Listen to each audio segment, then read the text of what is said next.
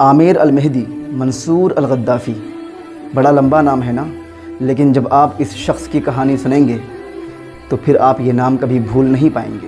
یہ وہ نام ہے جو آج پوری دنیا میں گردش کر رہا ہے، اور اس شخص کی کہانی ہر مسلمان کا اپنے رب سے رشتہ مضبوط کرنے کے لیے کافی ہے۔ دراصل یہ شخص لیبیا کا رہنے والا ہے۔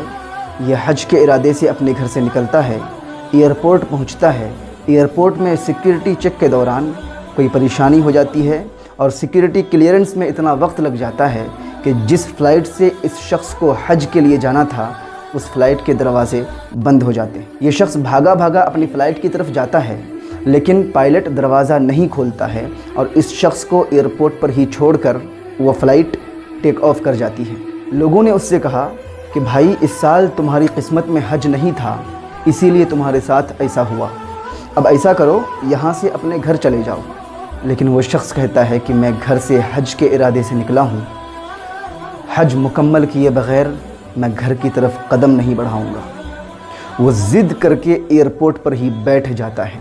تھوڑی ہی دیر کے بعد اس فلائٹ میں کوئی ٹیکنیکل پرابلم ہو جاتی ہے اور اس فلائٹ کو واپس ایئرپورٹ پر لینڈ کرنا پڑتا ہے، لیکن اس بار بھی پائلٹ دروازہ نہیں کھولتا ہے۔ ٹیکنیشینز کی ٹیم آتی ہے اور جو بھی فلائٹ میں ٹیکنیکل ایشو تھا اسے فکس کرتی ہے اور وہ فلائٹ پھر سے عامر المہدی کو چھوڑ کر ٹیک آف کر جاتی ہے۔